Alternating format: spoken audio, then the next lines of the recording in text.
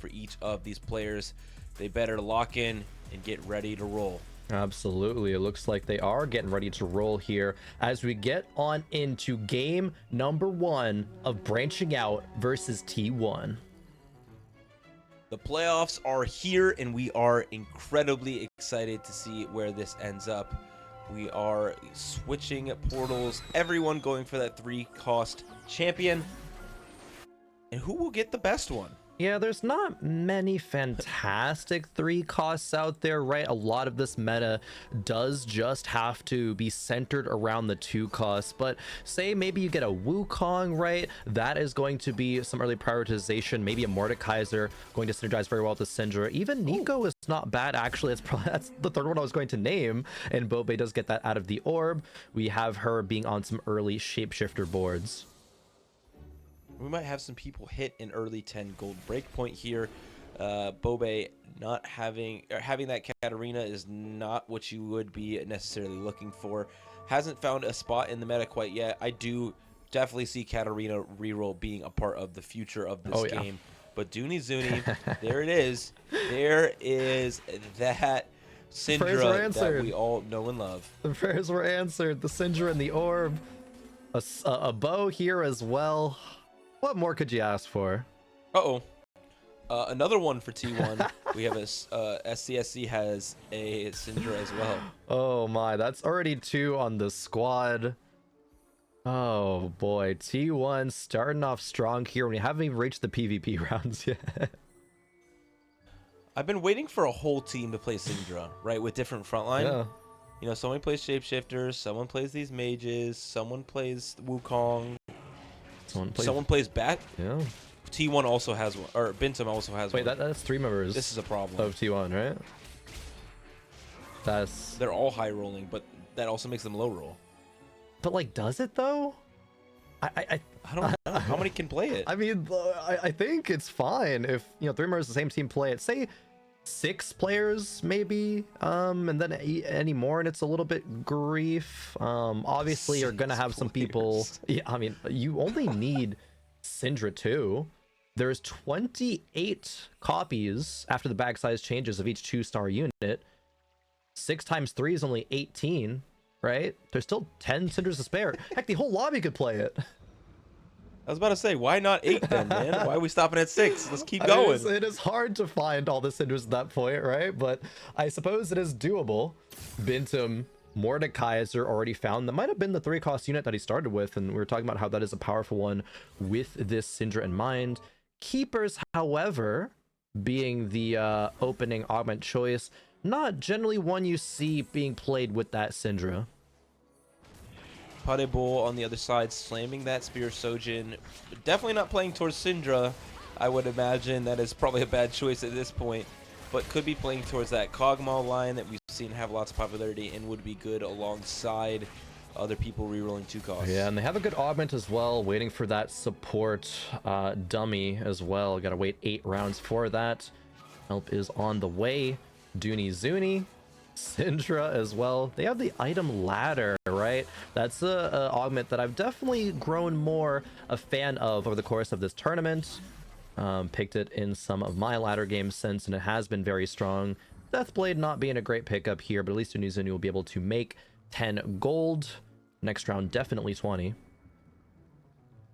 Yeah, Dooney Zuni not having a clear route here. Lakoko also having a Syndra and already slamming that Spear Sojin means he could be committed here. Also getting one of the best silver augments, that stationary support that'll be joining the team later. Yeah, 100%. That will be a big boon when that comes through. All of T1 has won their first rounds. All of Branching Out has lost against T1. Now gonna be facing each other. We see Potable on the other side kind of lock in a multi-striker line. He is a player who has practiced this line before. It didn't really work out too well for him earlier, though. He did re-roll this Kassadin to an 8th place, unfortunately. So hopefully a better result for him here in this game. Syndra continuing to ramp up stacks. I'm really curious of what the comms of T1 look like and sound like. Who is actually going to stick with the Syndra comp? As we see Lakoko also joining them on that line, we could have 4 or even up to possible 6, like you're talking about, players playing the Syndra. Yeah, it's looking kind of likely. In fact, Voltairix, though, going to be going for this Kog'Maw line, already having 2 copies of Kog'Maw and a Tristana. No item slammed here yet, but making some good usage out of this early game sacrifice, right, with still making 20 gold. Yeah, we'll continue to make 20 gold here, I would imagine. Doing that stim pack as well, wanting to lose HP in order to get those extra item components. It's a very, very good way to play this game if you want to continue to lose streak all of stage 2 and then some of stage 3 in order to get down to that mark, and then absolutely spike your board with the amount of resources that you have from that lost streak plus the components. It's a pretty good plan. And Potable versus Enzo. Potable will be winning that round. Kassadin with 3 multi-strikers, pretty strong in the early game if he does get all those procs. Enzo and Volta on a 3 loss streak. Bintum and Dunizuni on a 3 win streak, but Bobe, taking Tiny Titans, of course, is still sitting at the top with 125 HP. Yeah, not really wanting to take a loss, it didn't look like, but you know, it seems like branching out is playing a little bit more aggressive in this game with those loss streaks specifically. Lakoko trying now to go on that win streak with 2 in a row, but having to cross paths with Bintum and Dunizuni, who are both quite strong. Bintum not even making that break point yet in gold, having some of those upgrades, playing that Syndra. Yeah, maybe Bintum pre-leveled to 5, and looks like that is the case. Level 5 coming through, just wanting to play a very high tempo, recover that gold in the way of a win streak, as Potable is going to be able to sell up to 30 gold here. Yeah, Bintum, ooh, pair. 5 Eldritch. Pair of Syndras and 5 Eldritch at this point. That is so strong. I can't imagine 5 Eldritch losing at this point in the game. No, definitely not. That was so incredibly strong. And having a Morello to just do burn damage over the entire stage. Bintum is going to have a lot of decisions to make, especially now having that pair of Syndras that are so hotly contested. Yeah, pair of Collies as well. Has a Neela pair, Ash pair. There's so many pairs here on this board. Elise actually is already starred up, so going to be able to sell that one. Doesn't really need the extra copy. Bobe versus Coco here in this round. Bobe rocking with a Shojin's on a Twitch. And might be enough this round. I don't know. It's going to be close, but that is a Shyvana too. Very scary. Yeah, Bobe, though, has that 2-star Nunu in the front line, has good items for this possible Kog'Maw, but we did see Volta also posturing towards that. He already had 4 of them we saw in that last fight, and so this line will be contested by Bobe, as we've seen happen so often in these games. And now we got to take a look at how that kind of heads-up contestation match between the Kog'Maw players is going to go, because Bobe has Tiny Titans, so he's just going to have more staying power in this game. If he rolls down, hits Cogs, even if he loses out, it's just going to have that 30 HP gap, and maybe with that in mind, send Volta out. However, Volta does have that stim pack, as you mentioned, so a lot of components to stabilize once he does reach that good, strong, stable board. Yeah, I was going to say they both have staying power of their own. One is just HP, and the other will be items, helping them, for Bobe specifically, reach further in the game with that HP. But for Volta, maybe even having the ability and the resources to win out once he gets to a stable spot. Dunizuni looking to win streak forward, is going to take out Bobe in that round. Bintum, the other potential win streak player, did lose. Wait, 5 Eldritch lost? Hold up. Yes, so. That's crazy. What did Bintum lose to? I don't know. Yeah. Oh, Bintum, we actually see Potable. expecting. Potable beat Bintum in that round, as we see on the left-hand side there. Potable playing the multi-striker, so I guess Kassadin just went crazy. He must have hit some major upgrades Potable must have for these boards. We see Dunizuni splitting his attention of his team to try and get this Syndra more stacks, but having these items are not great for Syndra. That tier is helpful though. Yeah, a lot of gold coming through here for Dunizuni. Another bow, solid. However, the rest of the components are not great. Item ladder Going to re-roll that Infinity Edge here in a second. Volta has 4 cogs, has upgraded the Vanguard in the front line. Potential Aftershock if he wants to get that charm in there, but probably will just maintain that gold. He's really wanting to lose all the way down to that stim pack, but this board is looking quite good now. If you would like to stabilize here, having a few key upgrades, having Vanguard frontline, and just a lot of bees flying around doing some extra damage for you. So many bees. Also, fun fact, Celia, did you know bees can tell time? Can they? They actually can. Yeah, there was a study done. Look it up. They moved across the world and they changed their schedules, not just because of their rhythm, right? But they actually can tell time. I don't know how. I forget, but it's in the article. It's crazy. But here's the better question. How will they wear pants? That Kog'Maw is not wearing any pants, so we'll never know. Unless anyone out there can give a demonstration, you know, draw that. Maybe teach us, because we just don't know here on the desk. Tag us on Twitter at @Sealy_TFT and @Crowan and tell us, draw it up for us, let us know, because I need it for science. Honestly, the questions that we all are asking, right, every single one of us, is also what the augment's going to be picked at 3-2 as the Golden Quest. I wanted to see it, but no, Volta's not in a spot for it. It is going to be that Radiant Virtue on the support golem, which is pretty solid. He kind of is in a spot for it. Maybe I'm wrong, but like having stim pack, I don't know. Yeah, if he wasn't committed, augments in the game, if he wasn't committed to Kog'Maw and didn't get another good option, like probably, but not really from this position, unfortunately. Yeah, that's boring. He really just wants to see all the hype, right? You want to see these crazy elements. We want to see quite the, you know, like what Soju did yesterday with that crazy Golden Quest run, because those are the moments of legends. I don't blame you. That was electric yesterday, and I think that's what it's going to take to keep moving on in these playoffs. We look at the right side of our screen, though. T1 dominating the top of our leaderboard, and this is a little bit reminiscent of what we kind of saw happen in some of our games in our last matchup. Twisted Minds was able to take a lot of these top spots throughout the game, stay healthy, and still figure out how to get good late game boards. Yeah, that is the key. Just what you said. They were healthy, got a good start, and then stayed healthy, right? Converted all of that early game success, which is actually really hard to do, because when the players on the bottom are just continuously lose streaking, they're going to have a lot more gold because of using that HP as a resource, as the Dark Monolith there, that Eldritch 5 summon, is going to be able to take out Coco in this round, giving T1 just a bit more of that edge. Bintum taking that round win.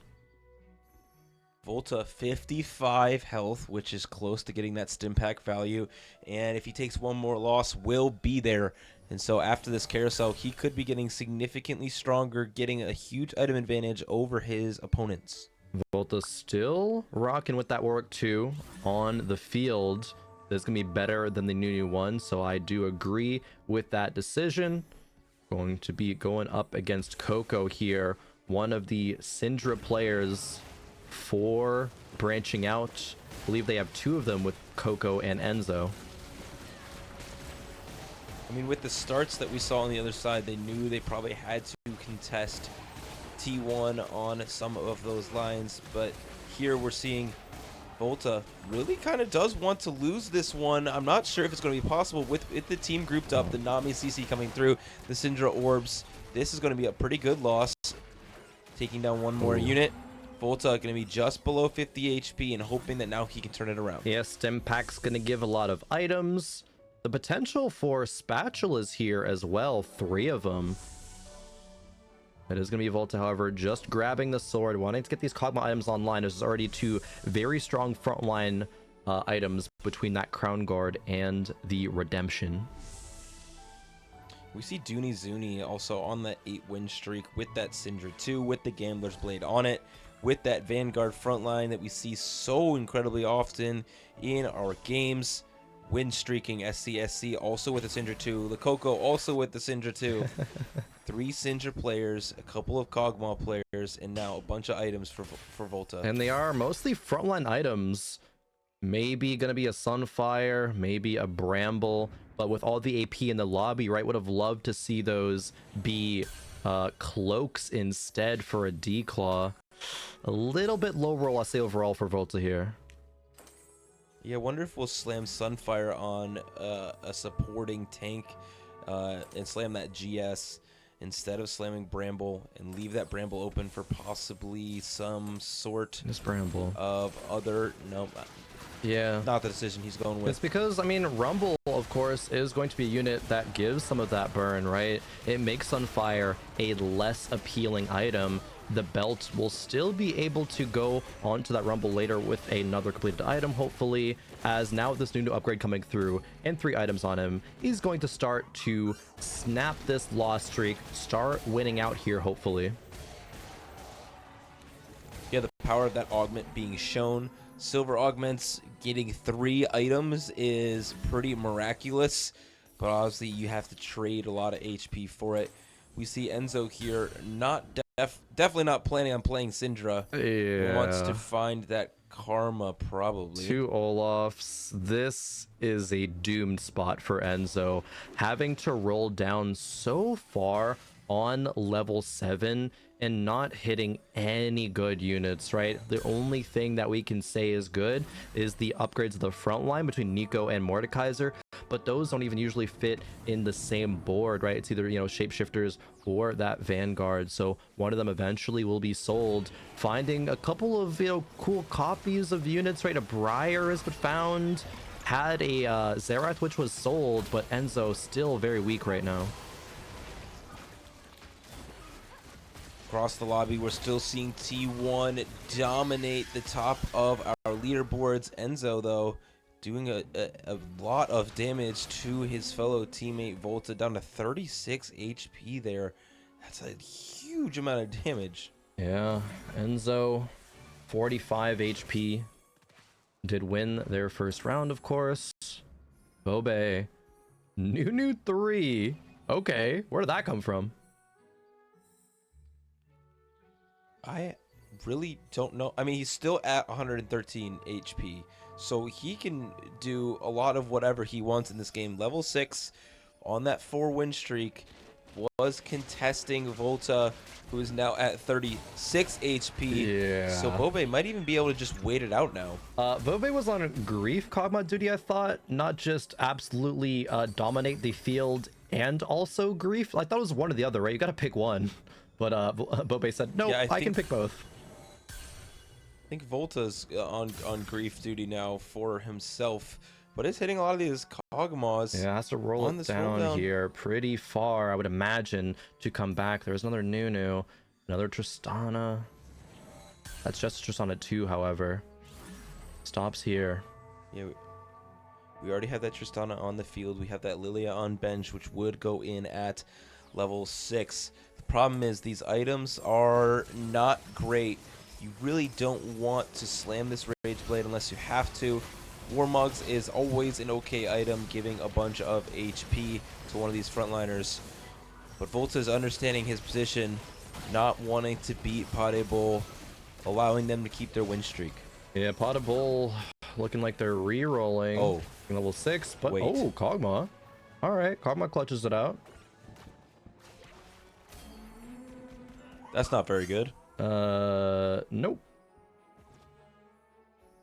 No, it is not. Well, called a chaos. Oh, here we go. Just hit. All right, called it. Okay, what is actually gonna be the play here? I'm the carry now. Do you want more damage? Do you want the tankiness of movable object? It's probably gonna be that. But it is. I'm the carry now. Actually, we got 2 sentinels. One with a support golem. One who wants to be the big carry of the team, and does eventually turn into that. And now we see more rolls. Just one Kog'Maw away from Kog'Maw 3, and does hit it. A big upgrade here for Volteriix. Yeah, but this front line is so bad. Not even a Blitzcrank to no big frontline 3 stars in sight at all in this composition. I do want to go check in on Dunizuni because I see a call to chaos for T1. And yeah, I'm a big fan of that, as you can tell. Oh, 100%. When you really just put all your cards in the RNG tree, but for now seeing Volta versus SCSC. And I agree with you, the front line of Volta is struggling, right? Very far away from that front line upgrades, but at least there is the double support golems, and one having that Radiant Virtue, right, does have that healing, so it bridges a little bit of that gap, but as we see here versus SCSC, it is just still not enough. Yeah, not enough at all. We do see that support anvil with the double Zeke's Herald on there to give so much attack speed, and on a unit that already has Rage Blade and Gambler's Blade, that is an incredible amount of attack speed. Yes, it is. We got the reward. It looks like it is the double Zeke's dummy. So much attack speed for this Syndra is absolutely crazy. Dooney still rolling for some frontline upgrades, rolling for a pair of Karmas as well as a Nami. This is exactly what Dooney wanted. Has some items on the bench that are going to go onto this Karma, and as have the gold generation item maybe on the Vex right now. It is going to be Galio instead, actually. It has the remover to move it around if they choose so later in the game. You really want to keep it on these Vanguards that get these massive shields and some of these other things that really help keep them alive. Obviously, this Vex is quite tanky as well with the shields from Mage.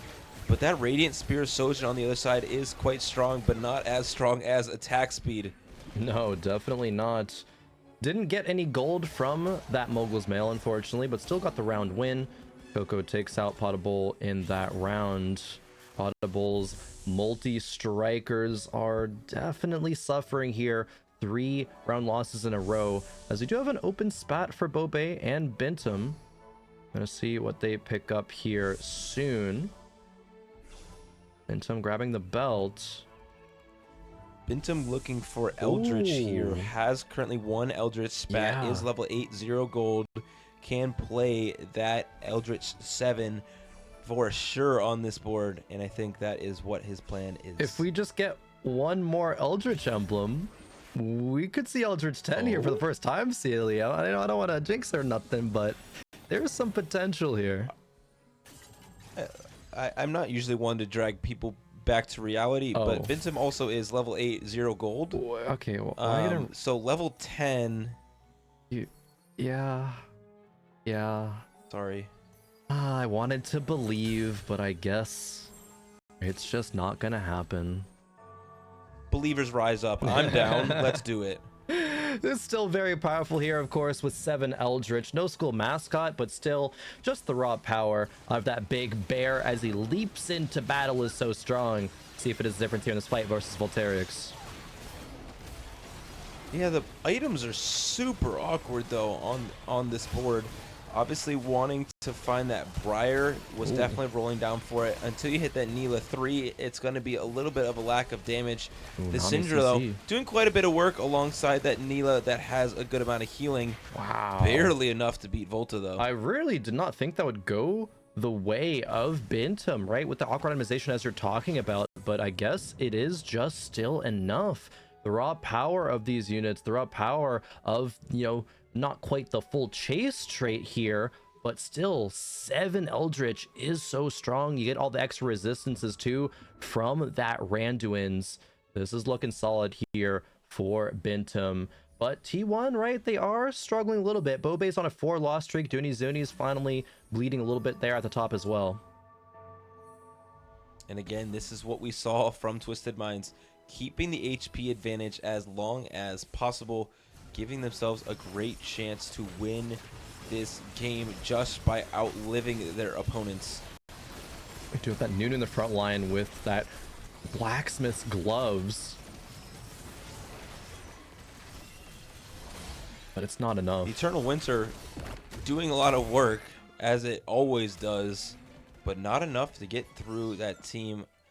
This is looking really bad for Volta, who is very close to falling out of this game at 4 HP.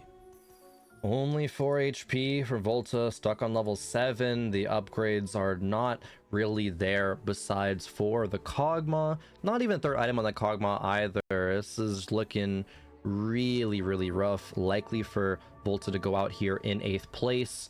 Bintum, however, is tanking very heavily in the standings. Rocking that Syndra comp, but just going to be falling here maybe soon, but still has a bit of HP more to stabilize. As let's see what opponents that Volta does get to try to come back here. Another Giant Slayer is not bad. Red buff is not bad either. We do not have anti-heal on this board. That will be the choice here.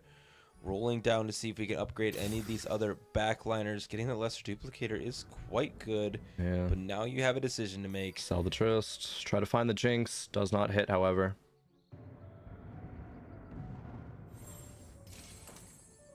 I don't know what else Volta can do here besides hit a Jinx in his next shop and miraculously win this round.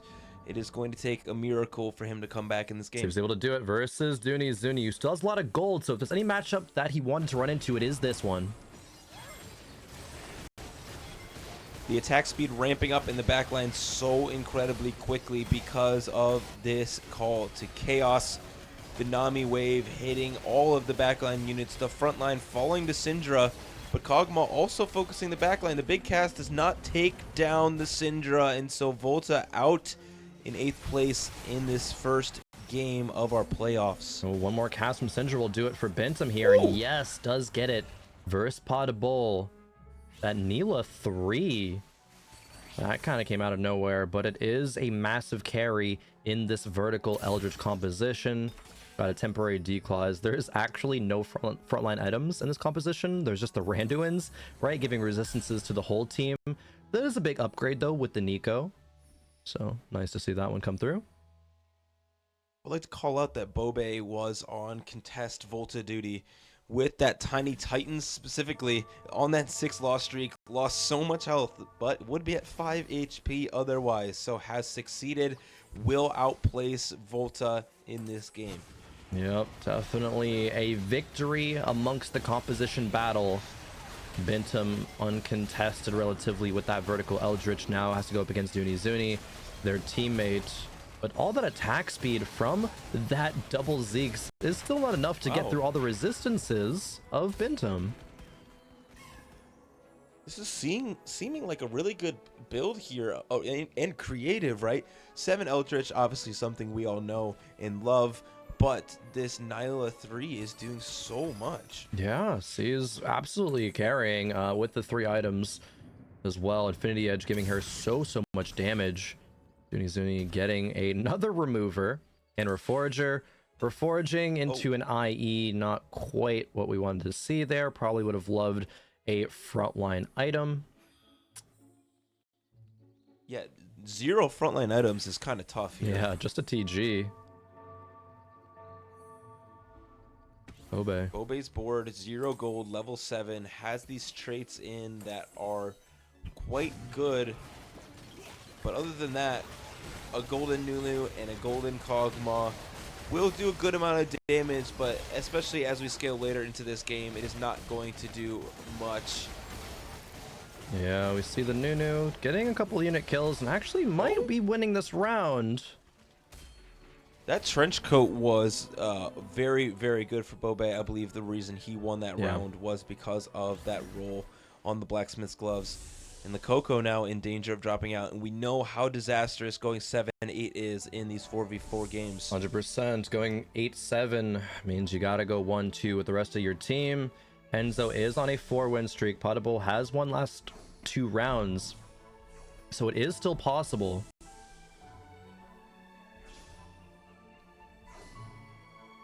These completed items will be very helpful for everyone on their journeys in this game. Bobe taking another AD item. We'll put it on this Jinx, I would imagine, in the backline. SCSC here, having that Radiant Sojin, knowing how powerful they are, getting a little bit of extra income here, looking to go level 9 soon. Yep, definitely. A ton of gold. We got 75 right now, has a little extra on the bench with that Ahri and Wukong. Ahri might get slotted in, however, for Arcana. So we'll have to see that here soon. SCSC making a good play here to go level 9. Dooney Zuni already level 9, of course, themselves. But these are very important rounds as Lococo on maybe here 1 life versus Dooney Zuni. Against the attack speed focused. Syndra on the other side. The Suspicious Trenchcoat does proc here early. The Syndra on the side of Lakoko is ramping up, but so is the other side. But the one front line is stronger than the other. Lakoko will stay alive. Dunizuni dropping in danger as well. Yeah, Bobe looks like taking a hit there, down to 6 HP. So we have a very intense game here. It looks like every member is spaced out, right? It goes T1, branching out, T1, branching out down the line. Did not expect this quite to be the case with how powerful T1 started this game.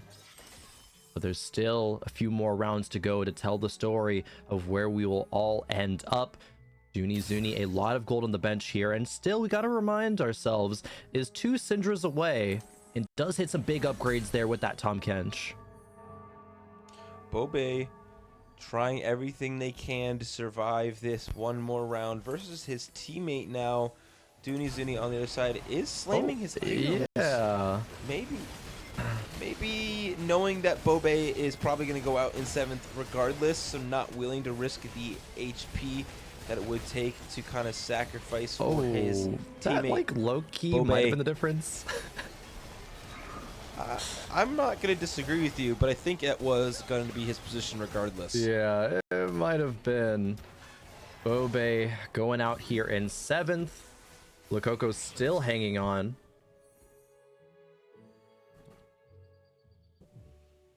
Bintum on that win streak now, looking like he wants to win this lobby, branching out on notice, streaking through stage 5. Yeah, if branching out does go 8 and then 6th, they would need to go 1st and 3rd. But Bintum and SCSC are making big arguments for them being in contention to win the lobby. We're seeing all the gold come through, all the item anvils as we get into stage 6. A Karma upgrade for SCSC, a Xerath on the board, rolling down for Nami 2, Tahm Kench 2. These are such powerful upgrades that would make the difference in so many fights, but SCSC is not really finding anything right now. Not finding what they need. Will get a frontline item. Also, we're going to reforge our Nami items. Rage Blade and Sojin. Probably going to go on that Karma 2. Across the way, though, we have an I Am the Carry now Golem with a solid supporting cast around it. But will Lekoko's attack speed Syndra be enough to take down Enzo's board? Yeah, let's see here. Enzo, very solid forward preserver board. There's so much lasting power, but it's just a Karma 1 and does not look like she's able to do enough damage. Coco hangs on, but sends Enzo down to single-digit HP. That is not good for branching out whatsoever. Enzo in the lowest position in this lobby, and the board is not looking great. Not having any of these key upgrades. Needing to sell everything and roll now. Holding on to that Morgana. Maybe we'll give it one more roll. Okay, is going to replace the Zillion with Zillion 1 and does be able to buy that combat charm. Enzo swapping over the Karma to the right-hand side. The round could be over here for Enzo against Bintum, who's on a 6 streak. Uh-oh. This 7 Eldritch now with this Neela 3 and this Syndra that has been stacking for the entire game. The Eldritch unit does jump in. Large CC coming through. Karma, though, ramping up as much as possible. I'm the carry now versus this Eldritch unit, but it's not going to be enough. Enzo will drop out. So does Dunizuni, and so does Lakoko. Oh, a lot of eliminations that round. We'll see where they lie once the dust settles. Looks like Enzo's in 6th. Yeah, Dunizuni in 4th. Or 5th, excuse me. And Lakoko managed to hang on until 4th place. And so this is going to be a very close match, right? If it ends just the way it does. Wait, I think it's already over. Has a way to win. You think it's over? T1 has won? Yeah, Voltairix went 8th, Enzo went 6th, and with that in mind, you need to go 1st and 3rd. Coco is out in 4th, so it is going to be a T1 victory, actually. There's a lot of eliminations happen there, but T1 does in fact claim the victory here. This board from Potable, though, does look quite good. Now facing SCSC's board and having quite an easy time getting through all that with all these upgrades, with Giant and Mighty. I spoke too soon. This Spear Sojin on a Syndra unit is really good. SCSC taking Potable out in that round. Bintum still continuing. Oh no, actually did lose that round. All right. Potable trying to find a good upgrade. Eldritch. 7 Eldritch is maybe not quite enough to secure the actual game victory, but we do know that T1 has taken the overall victory in this game number 1. The audience rejoices. Their prediction is correct. Yeah, Twitch chat knows their stuff. They're smart. Sometimes. Yeah, Whoa, for sure. all the time, right? Twitch chat can do no wrong, of course. Right, I got you. They've never gotten a prediction wrong. No, not once. Not like they got the first 2 predictions wrong on the tournament. But let's just ignore that as we look at Potable having a really strong board here. That's Caston 3, that's Callista 2. Not finding the Camille 2, however, but being able to play Arcana here. Okay, swapping the Caston. Temporary emblem. Yeah. Will get it to 7 multi-striker, which is quite good. Hoping that they can survive versus this Ghost just to up their scores just a little bit in this lobby. Potable going for that second, maybe even first place as the T1 members fight off against one another. This very large Volibear is soaking up so much of this damage from the Syndra, but it's not going to be enough. The Neela, though, trying his best. One more cast could have been devastating. Bintum not falling out, though. Yeah, Potable looks like winning that round as well. SCSC narrowly got the victory against Bintum, as we might be going into stage 7. Of course, we could still have a double elimination round here. Major Polymorph being the option for Bintum, but that's probably not going to be clicked. Don't want to grief. Do it. I guess the round is already won, right? Well, it would upgrade a Fiora. Or the Karma. Or Tom Kench or Karma. Yeah. Sell those, upgrade the Fiora. It's fun. It's fine, Copium. You just get a Briar or a Camille maybe, and she'll be a good unit, right? This will be one of the last fights for one of these players. Will Potable or Bintum place in the top 2 here? The Callista is ramping up in the backline. The Neela, though, dashing across now onto that Callista in the backline. Not quite doing as much damage as it would have hoped.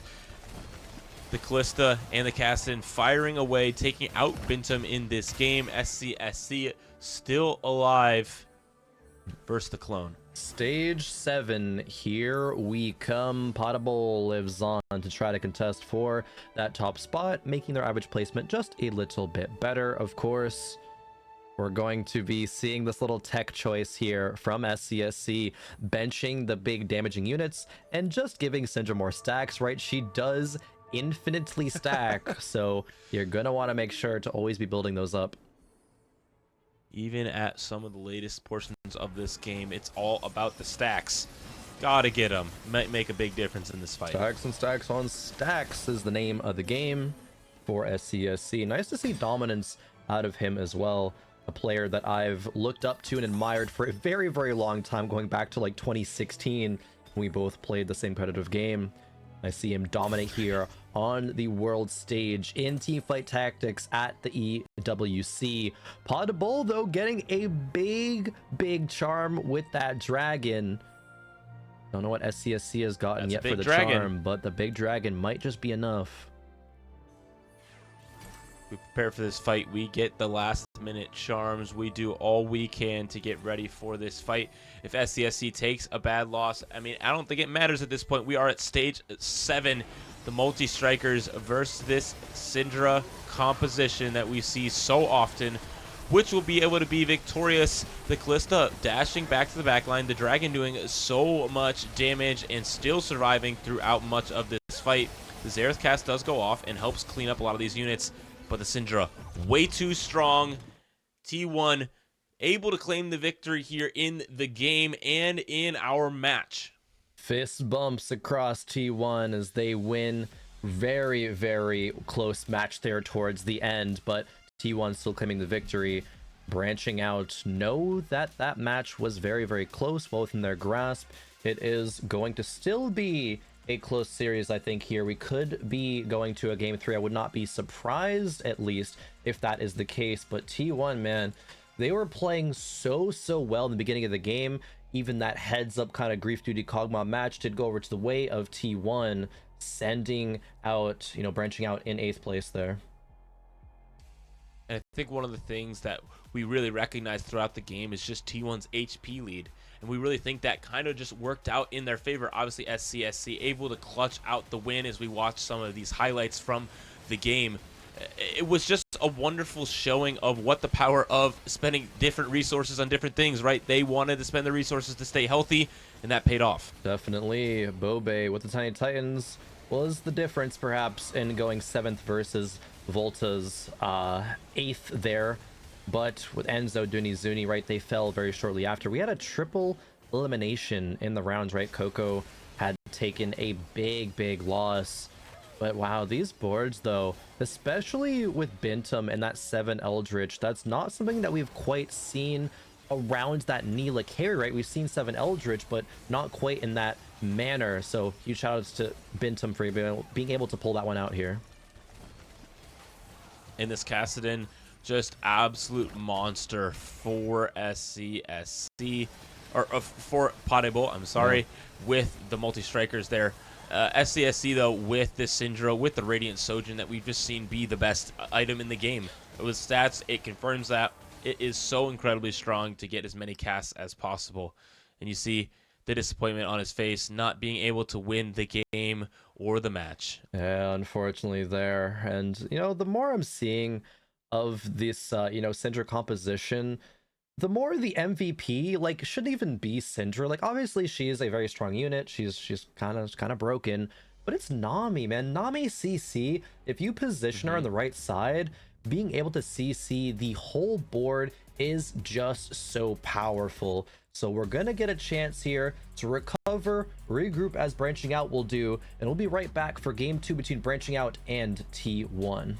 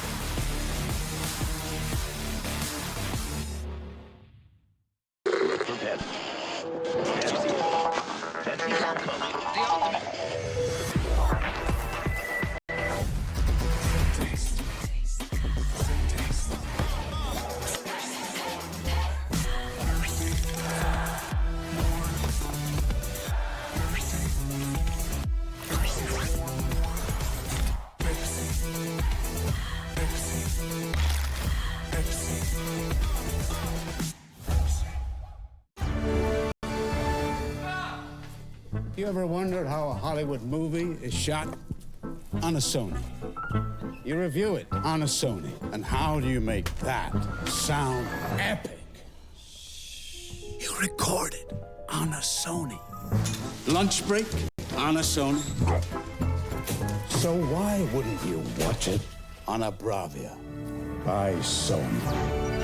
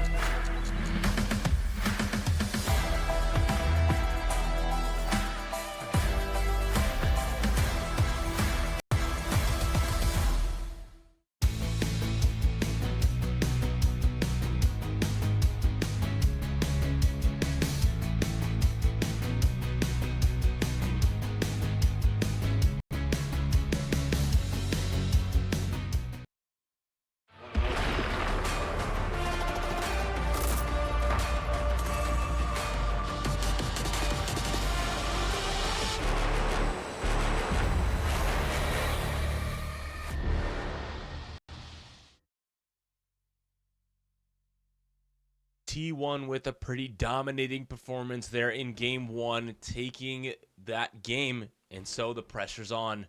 It's either win or go home for branching out. There is no room for error right now, as they are just one step away from falling out of this event. T1 one step away from going into the semifinals. We have our top 8 CLE, and we're going to still be sending home 4 more teams here by the end of today.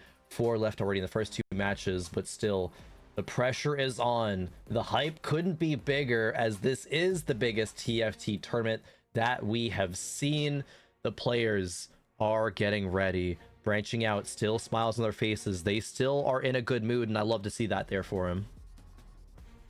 And obviously, it's a huge accomplishment to even make the playoffs in this tournament. These are 64 of the best players in the entire world, and some of the favorite teams even left earlier in this tournament. You know, there's 3 notable ones off the top of the head.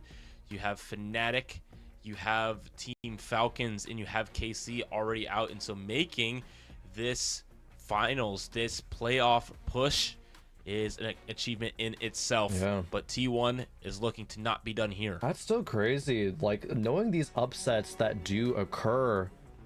But we'll see if that is the case here for T1 versus branching out as we get on into game number 2. T1 smell victory, and they just need one more round here, one more game to close it out.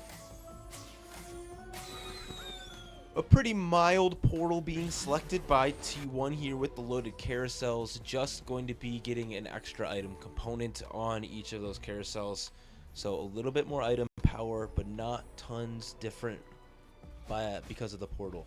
Yeah, definitely a just middling one. Pretty low variance. It is nice to get those extra components that come through. I would say the most impact that this portal has is it rewards win streakers, right? Because oftentimes there's only going to be one particular component on the carousel, and it's going to be selected by the lower HP players, but there might be more opportunities for that component to be on 2 or 3 units, giving you just that much more opportunity to slam the items that you actually want. It's also advantageous to win streakers because now the items on the unit are even more important, and so oftentimes you won't be like, it's on a 1 cost, I don't want that. True. But so you might get some of those higher cost units later on in that carousel phase. Bit of gold generation option there as well. Zuni looks like they might be on Kog'Maw duty this game with already 2 Nunus and a Tristana there in the backline. No actual Kog'Maws though, and a Lilia in the shop. See if that is the commitment, as SCSC is the first holder, at least the first that we've seen, of this Syndra unit.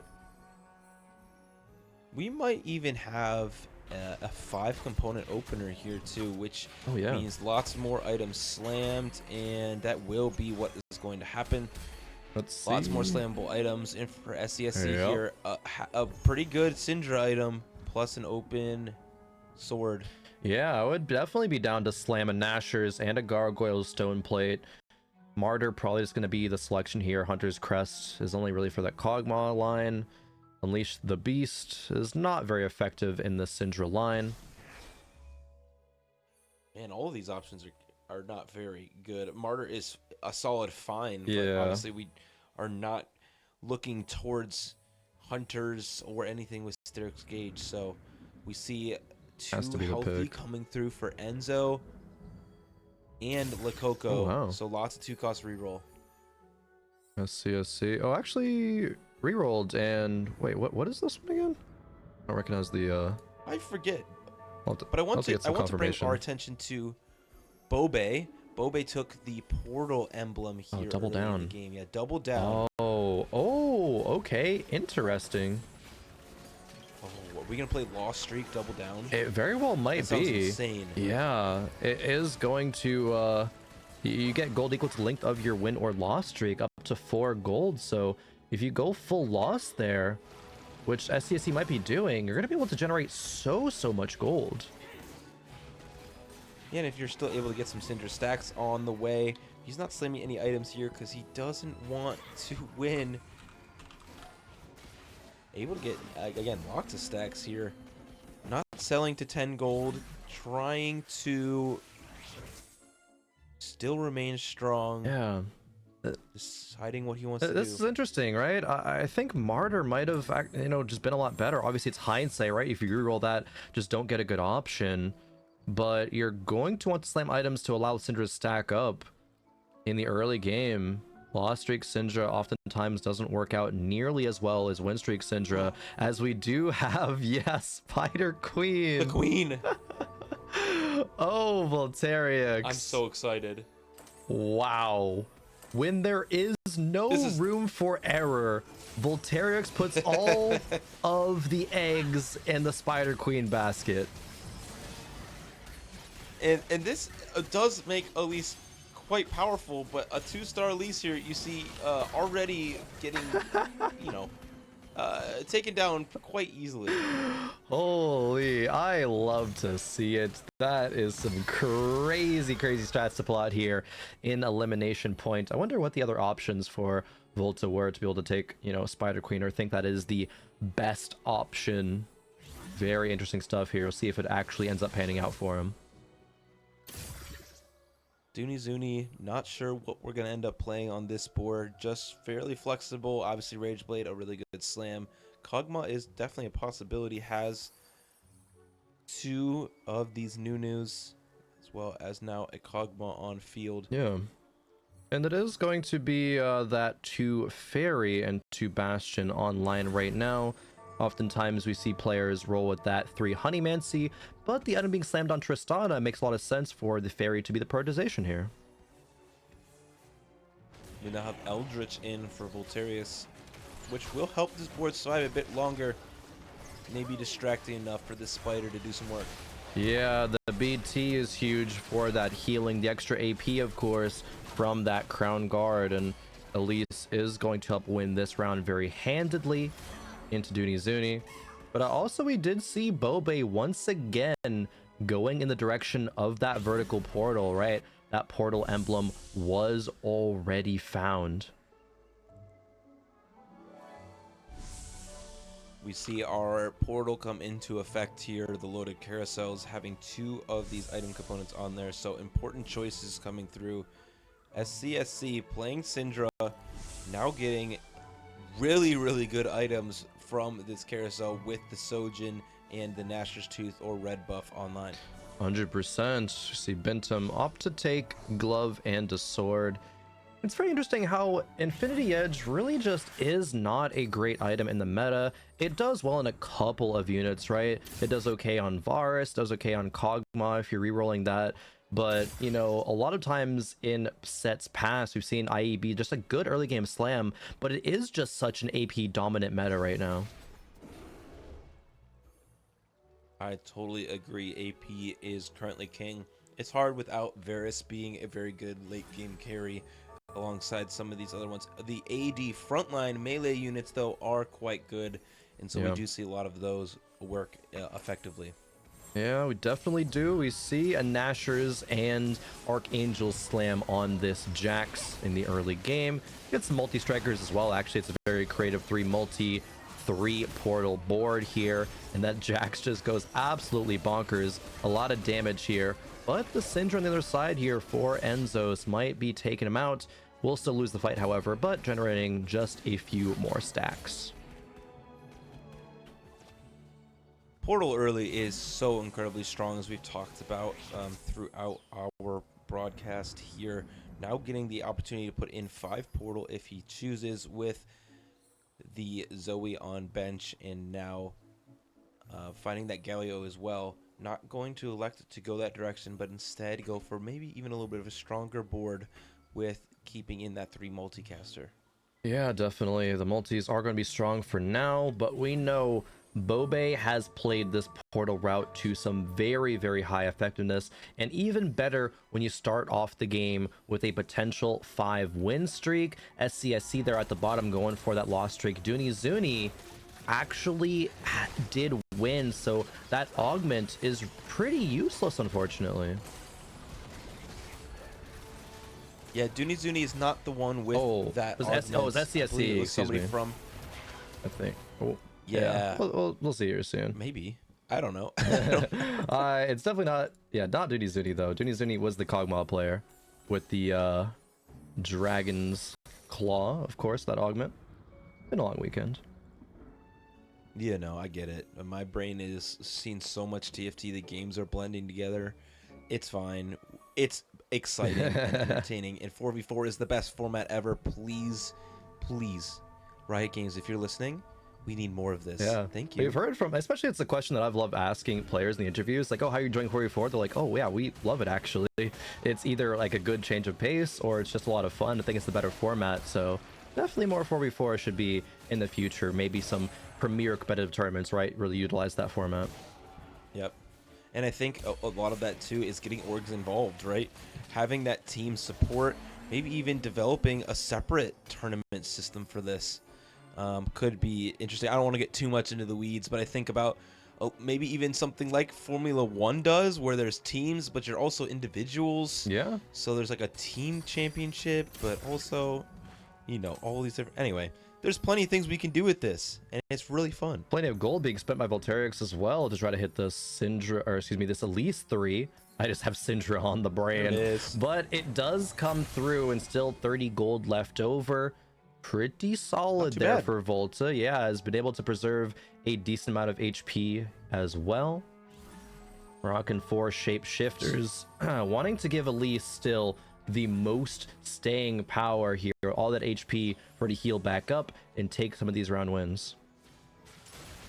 So I'm not very familiar with this Spider Queen line. It's just you play 6 shapeshifter with it? I think that is the standard one, yes. That has been coming through here. All of that extra HP just allows at least to, you know, just more time to do all that more damage.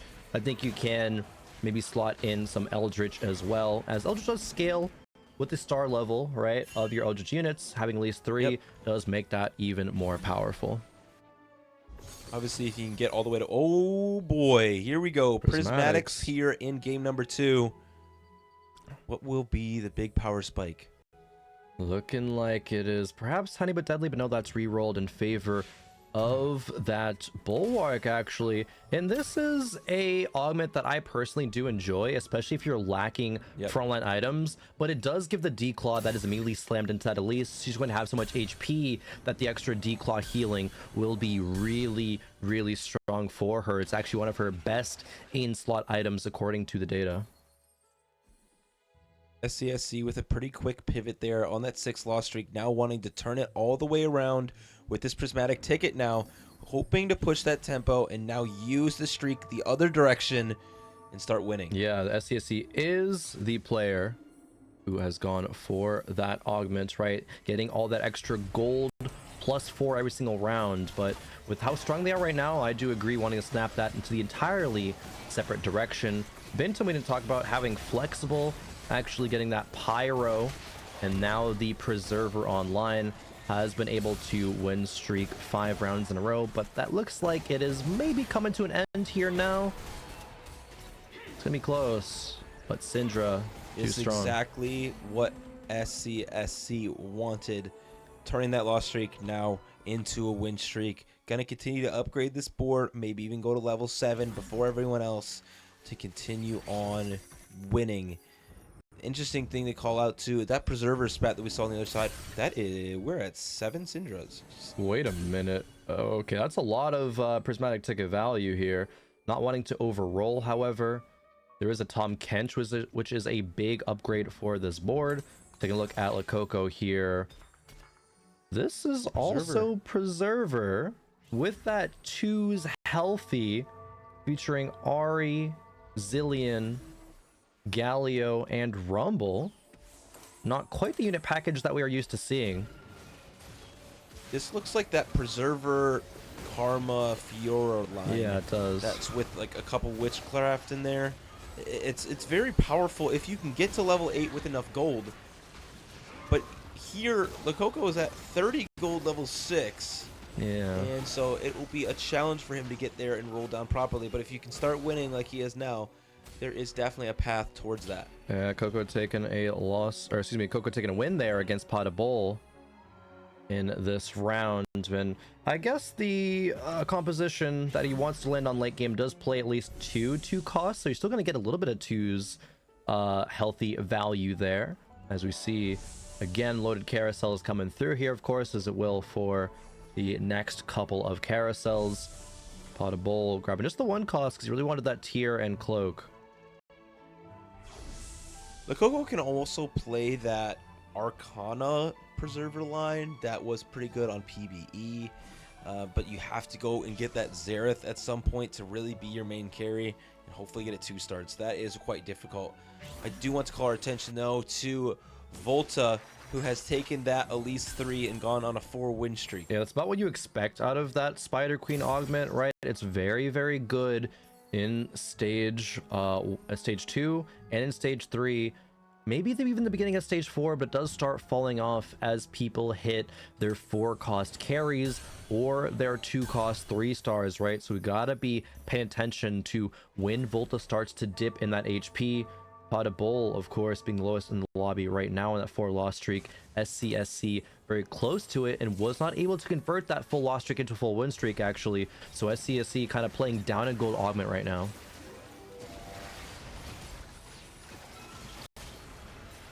We saw a couple upgrades come through for Coco. That Zillion in the Bard now upgraded in the back line. A little bit more damage for this board, but the front line is looking pretty weak.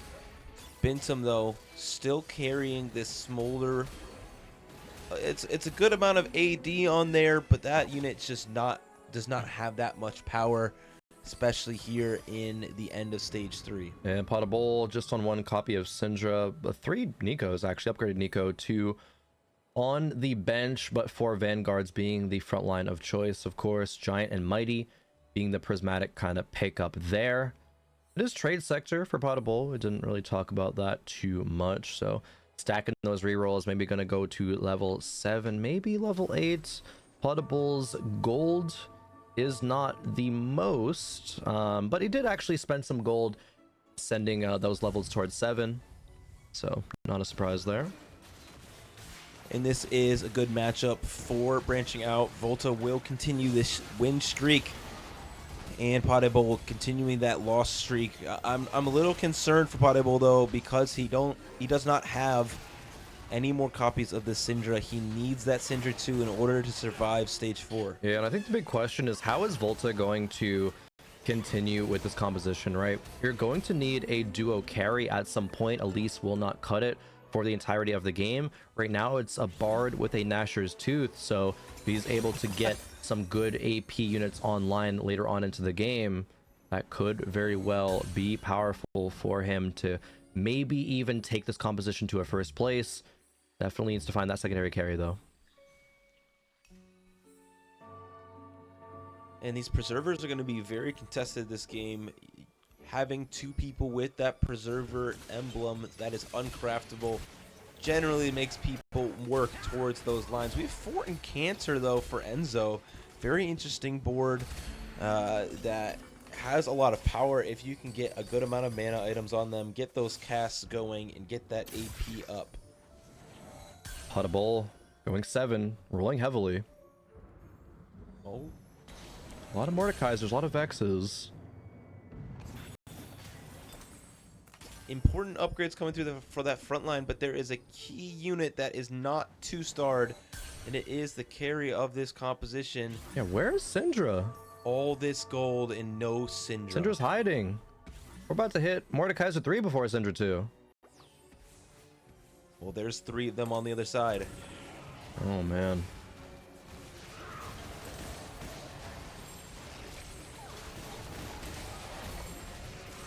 Audible. We are seeing the multiple different kinds of Syndra composition coming out here. One displayed on the other side is that Wukong composition. Also still playing that True 2s to give buffs for having those 2 cost units on board. So playing that fairly well. And Enzo able to have some success with it. Bintum 5 loss streak, Potable 7 loss streak as we get on into our final augment selection of the game. Everything re-rolled here. Probably just going to be item collector, and yes, it is just a solid augment in every unique item, giving stats to the team. Potable still not finding Syndra 2. That's just crazy at this point. Not even having best in slot either. 2 double Shojins is decent. I would love that third item to be a Rage Blade with that in mind. Bintum when going to level 8 and is going to find Callista, right? That is the carry that Bintum was posturing for. Not able to find a Gwen though. That would be the completion of this board, I would imagine. Putting some of these items now onto this Callista, Pyro, and maybe one of these AD items. The other one I'm sure will find its way onto Fiora. Maybe checking some stats. Oh, they're on Bard, actually. Bard is going to perhaps leave this team eventually. So just holding the items for now. I know this looks like a Bard last sight, just being an item carrier, right? He's being able to utilize, you know, Infinity Edge and some of these AD items, but not quite super well in this set. Gonna be taken out there by Enzos with that foreign Cantor Syndra board. And Volta still importantly Camille. on that win streak. That Camille though, That's big. is very, very good for this board. Yeah, now it's going to allow the opportunity for multi-strikers to be actually on a good unit instead of a Hecarim. Yes, that is still shade towards Hecarim. I have to do it. I'm actually contractually obligated. But Camille obviously can utilize some of these AD items as well, right? Maybe that Bard's going to get sold, and we actually see Camille become a big carry. Bard still going to maintain his carry status for now, but we do have a lot of these items being moved around. Fiora getting one of these tank items as well. Even to Sugar Crafter finding its way into this board because of that flexible, right? All of these emblems as Bintum faces Pot de Bull here. Pot de Bull very low. Going to be a fairly decisive win here. Pot de Bull falling so low. Oh, Not able to find what he's looking for. And 2 HP. at 1 life, 2 HP, man. Oh no. yeah, Pot de Bull's game is just rough from start to finish, it seems Volta like. lost. Yeah, Volta not carrying the win streak forward. Enzo's still there at the top. Even if Pot de Bull does drop an 8th, Volta and Enzo are still in a very good position. 80 HP and 79 for both of them. Meanwhile, Dunizuni and Bobe, 59 and 55 HP, respectively. That is very true. 8th place would not be the end of the world, at least the way it looks right now for branching out. They do need to win this game. They are down 1-0 in this series. And so T1 has the pressure on. Will branching out be able to figure it out? Branching out, looking for a bit of a miracle run to send this into a not only a game number 3, but then taking out such a titan of a team that is T1, legendary organization with some legendary players as well. SCSC has hit Syndra 3. Massive upgrade for this composition. And I think that's where our contesters' Syndras have gone, right? Yeah. The Syndra 3 hit pretty early for SCSC here. Not even having that completely upgraded frontline yet, but instead all these resources with that prismatic ticket being spent on this Syndra. Now, how is it going to do against the Spider Queen of Elise, though? From Volterix, has Elise fallen off yet? She might have, it looks like. That Dragon's Claw is going to be incredibly important in this game to give her any chance of survival, of doing damage. Pot de Bull out in 8th place, and Lakoko now dropping down. Ooh, that would be rough. If Lakoko does go out in 7th, that would mean branching out would have to go 1-2. Otherwise, their tournament run will be over. Advancing to the semis does give you a significant amount more money, significant amount more hope. Of course, Coco has been re-rolling, has found RE3. Big upgrade. Do we know how we found this Xerath? Maybe on the carousel. Could have been. I feel like it would have to be, Yeah. right? That would make sense. There's no way he can get it on 6 Maybe rolling the for it. charm So, or carousel. oh, true. Could be a charm. We do have this already doing massive damage, but without a blue buff, it does not cast very often. And this looks Like like something I'm not going to try later. No. It's like RE3 is a cool unit. It doesn't really feel like it even holds any bit of a torch or anything to Singe, right? Being that kind of 2-cost AP counterpart. But Oh, wow. or lost streak. Binta, meanwhile. We ended up with Bintum working around this Varus with these items instead of the Bard, which we knew it wasn't going to be the Bard. Yep, 5 Pyro online, 3 multi-strikers. This is a very powerful board, not utilizing the Preserver nor the Sugarcraft at this point, but that's okay, as we'll see what item or what emblem they do get as we get on into stage 5 here. Oh, it's a mystery. We'll find out soon, though. Spider Queen going to have to find some kind of Spider King to help carry them through the end of this game for Volta. He needs to put the team on his back. Coco is not looking too good in this lobby. Enzo is doing his part, but Volta needs to figure something out, and it looks like it's going to be Bard carry. Yeah, maybe just one Bard away from that tier 3. Coco, however, this is a very important round, being only on 2 lives remaining, going up against his partner, his teammate Volterix. Well, Volta at least has not slammed all of his items onto this board. And for Coco, he now has that 3 Arcana in with this Tom Kent, which is quite important here on level 7. And it looks like it's going to be enough. The Spider Queen taking a good amount of damage. The Ari maybe be able to take it out on this next cast here. It does fall down, and so the Coco staying healthy enough. Yeah. And Volta now needing to really figure it out. See where Bintum and Dunizuni lie. Dunizuni takes yet another loss. The tower for Coco is a very, very good charm there. The power of that Xerath Ascendant charms coming through. Oh, man. Dunizuni is so close to literally everything on his board. Yeah, still rolling.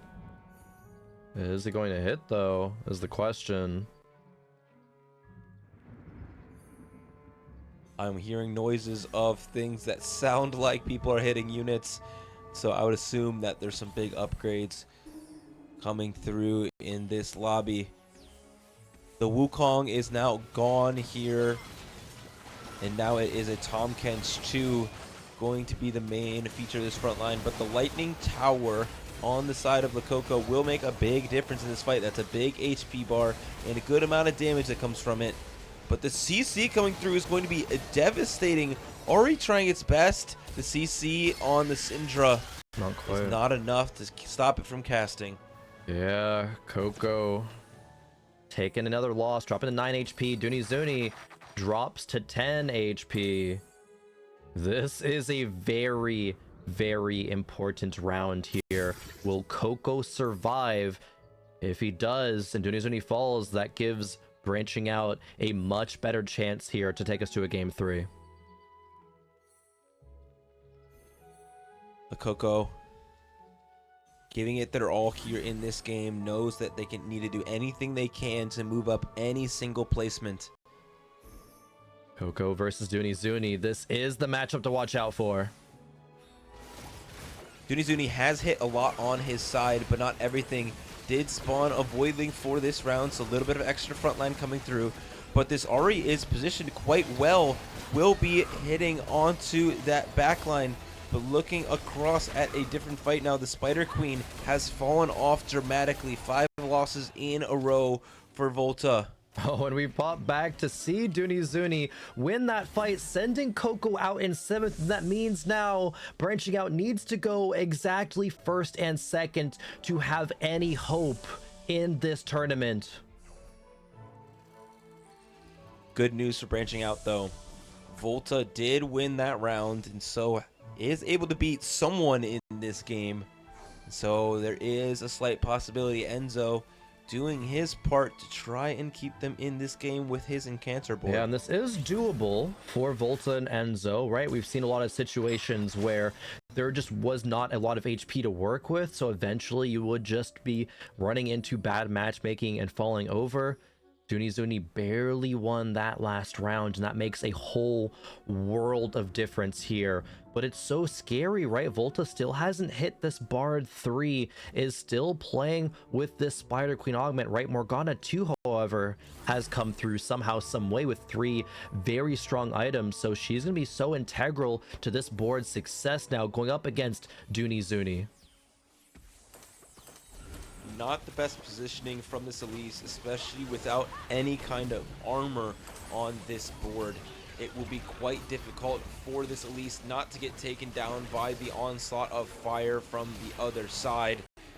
The Nunu still standing strong against this board. The Morgana cast will do a good amount of damage, will copy one of these rumbles to the bench, and will cast one more time, doing a lot of damage to this Kog'Maw, taking it down, but this Bard not able to do enough. So Volta taking a big loss there, and no one dropping out. Oh, Bard 3.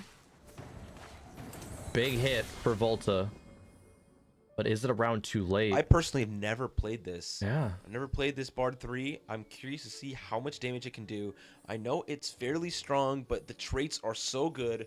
Preserver being on this board, especially with all the health that comes with it, is quite powerful. Oh, here we go. Okay, once again, the Portal God.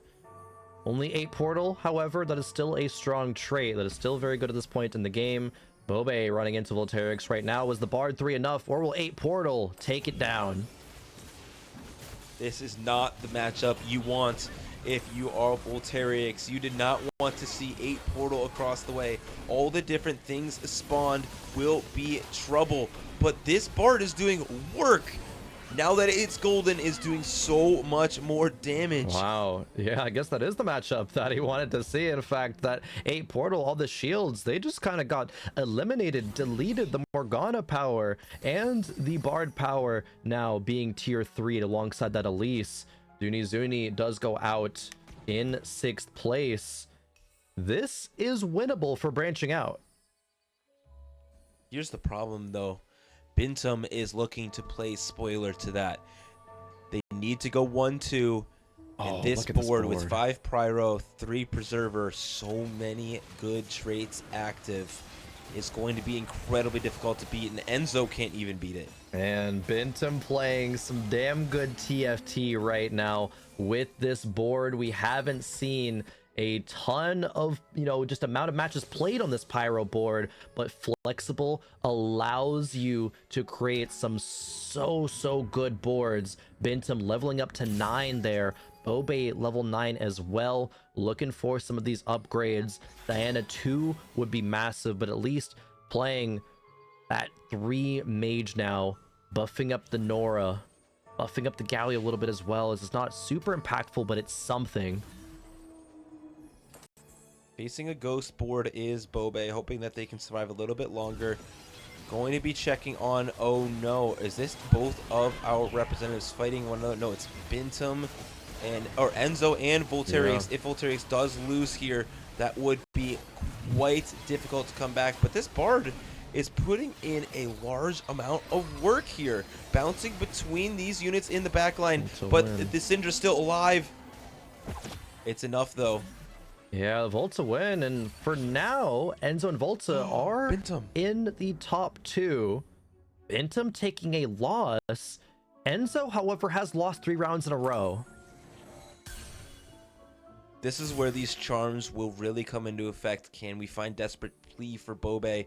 Can we find something for the person that's facing Volta or Enzo to give them a giant loss? Maybe one of these dragons or some other massive charm. This is such intense action here. T1 are just a few rounds away from potentially clinching their advancement, but branching out could send them into a game 3. And here is disaster for T1, taking out one of their own possibly here. Bobe versus Bintum, which will stay here to fight on. It will not be 8 portal, but 5 pyro continuing to fight. Bobe out. 5th place. SCSC wins the round against Volta, setting him to 1 HP. Enzo 2 lost. Oh no. Oh, branching out fans have their heads in their hands right now.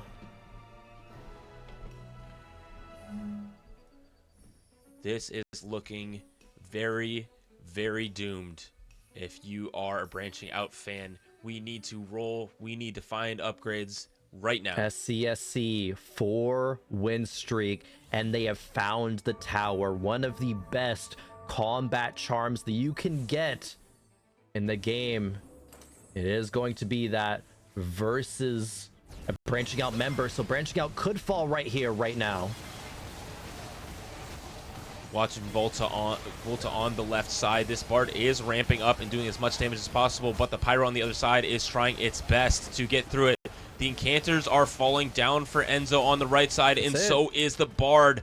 T1 will be advancing. They do win this match in convincing fashion. 2-0 victory for T1. Wow, branching out, we're so close, but T1 making it happen and making it so exciting.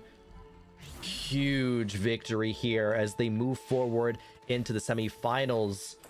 Branching out, the last hope for EMEA, have been eliminated.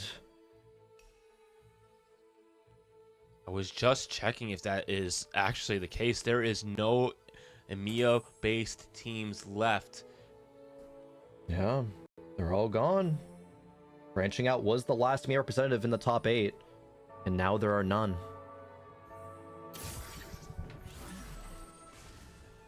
T1, though, just absolute domination in this round. Very similar to what we saw from Twisted Minds in the past matchup. Just dominating the whole way, showing that they are a force to be reckoned with, and moving on to the semifinals, increasing their prize pool dramatically, and giving them a shot to move on to the grand finals tomorrow as well. Yes, the grand finals, what everyone is looking forward to. Going to be so exciting when we get there. Of course, still a few more quarterfinals that are underway.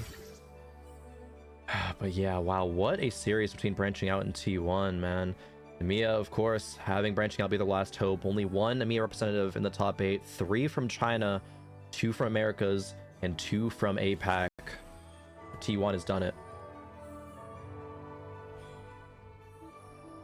Last fight of our game, SCSC trying to see what they can do to maybe just put a little bit of a cherry on top for themselves here. The boards will stay intact. No one's selling everything this time.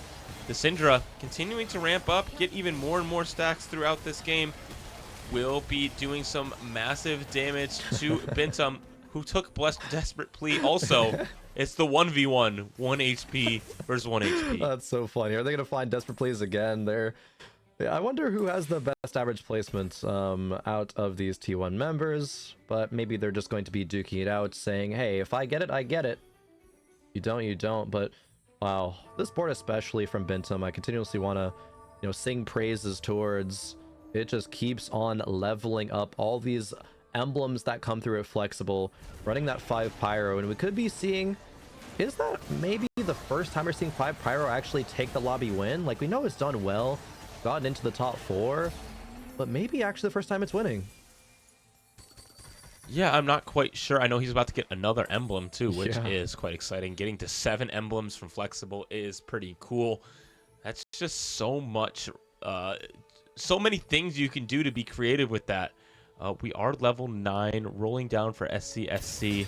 1 star up, but there are no 1 stars on this board. So it's just AP for everything else. Alrighty. Alright, sounds good. We do have a 2-star Recon come through for Bintum. And here we go, the last fight. This is, I'm sure of this one. This one will be the last fight of our game. T1 taking their victory lap here. Will 5 Pyro win? Or will SCSC be able to destroy this board with the Syndra? The Callista able to stay alive a little bit longer. If this Xerath cast, it will be disaster. Only 1 Pyro cast, only 1 beam out of that. And it will be the end of our game. Bintum taking the victory there, but more importantly, T1 advancing